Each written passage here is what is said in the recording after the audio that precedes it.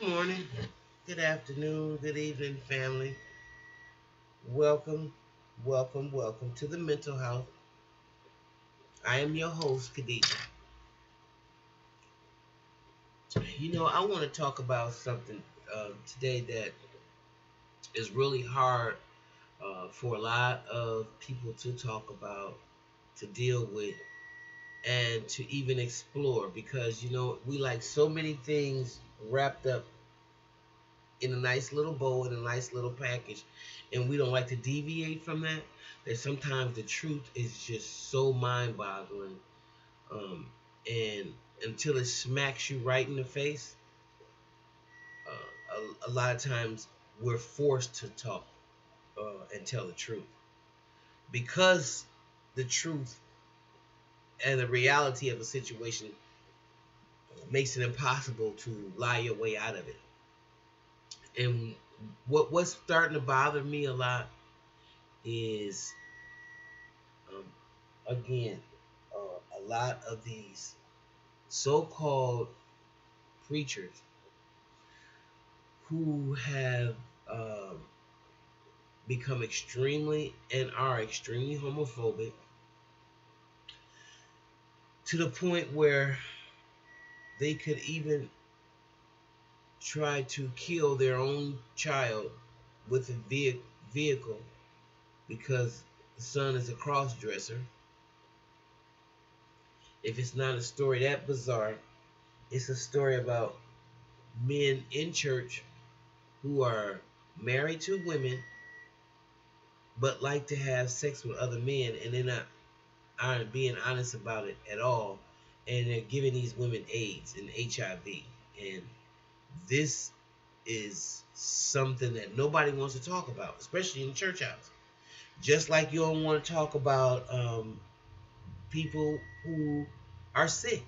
You don't want to talk about ministers and bishops who have extra lives, extra uh, how you say, extracurricular activity lives, um, freaky lives, and no one wants to talk about the obvious. And this has got to stop. There's nothing to me so low down as a man or woman who likes to have sex with the opposite or with the same sex and is not revealing that information to their significant other or somebody who has chosen to spend their life with this person and who is being themselves with them, but in return they're getting a habitual, low down, deceitful uh, coward that has a blatant disregard for their life. I'm saying that is because I was so disturbed to hear about a young lady that I know who has been in church all of her life. And I happened to ask about her because I saw her sister. Well, I talked with her sister. I hooked up with her on Facebook, and these were people from my youth. And I asked how the family was doing, of course, and I had heard that she passed away. One of her sisters. There's three of them. The older sister, who was just such a prolific musician, and I'd heard she passed away. Of course, I didn't know how, and it was not something that that was revealed. So what happened was, and I opened up this can of worms. I subsequently later found out that this woman who had been in church all of her life, who the very first boyfriend that she ended up marrying, and he was in quote church as well. She married him. They had two children together. He gave her AIDS and she died.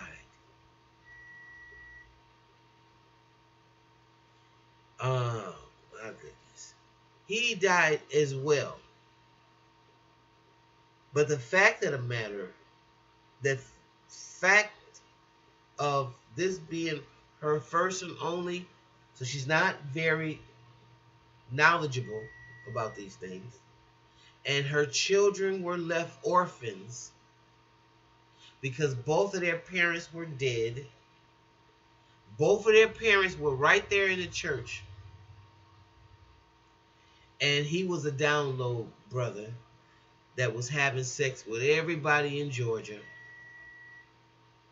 and I guess she was the last person to know.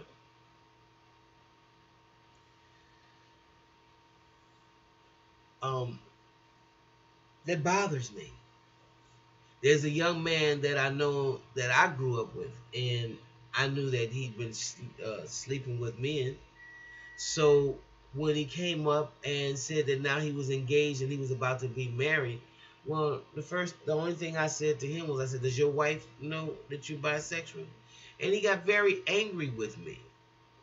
He got very angry because he didn't accept himself and that part of his past, obviously, or his present, or his situation.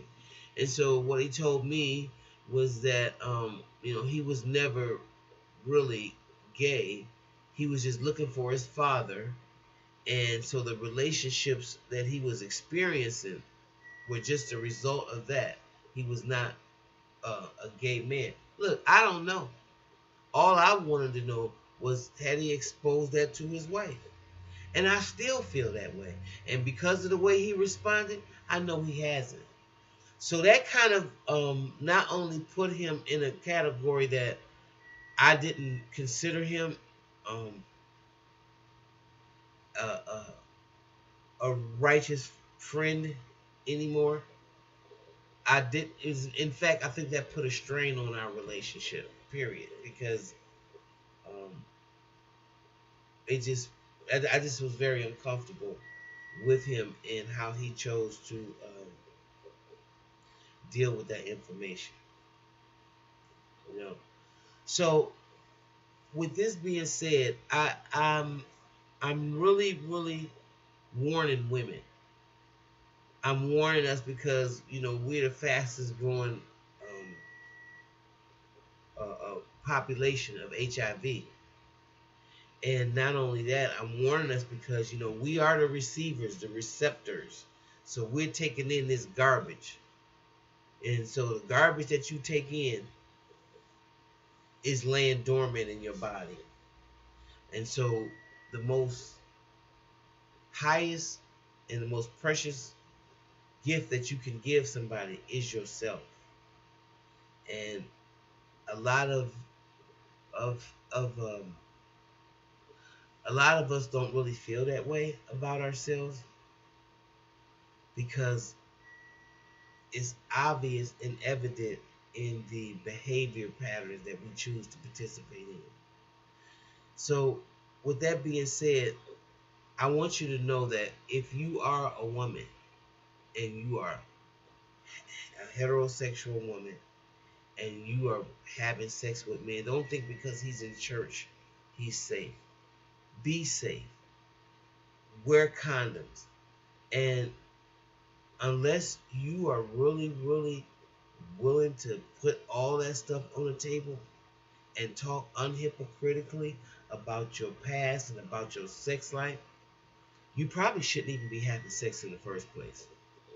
If you're a man, then you can't talk to your new partner or your person or your wife or your woman of interest, and you haven't exposed to her what your past life was.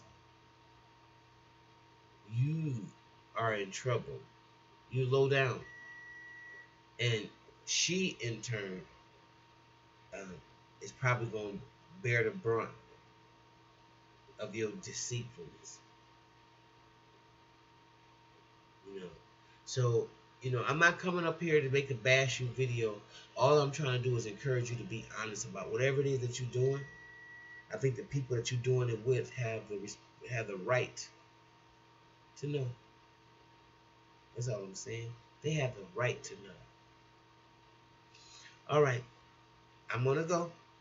If you like what you hear, you know, like, subscribe, and share. Okay, I'll see you next time right here in the mental house. Bye bye, you guys.